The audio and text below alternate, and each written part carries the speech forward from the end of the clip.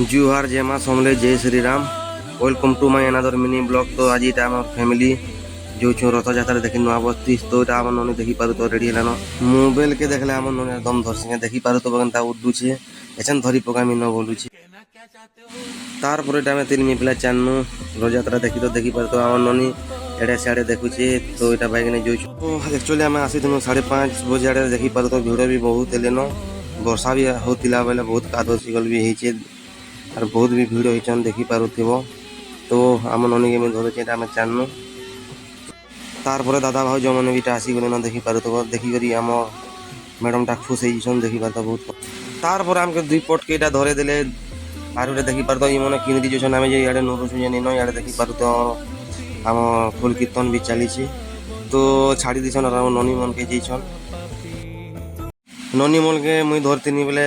Shopping फपिंग काଣା करी तो देखे नहीं पारी तो तेणु आम घर के पलि आसनु।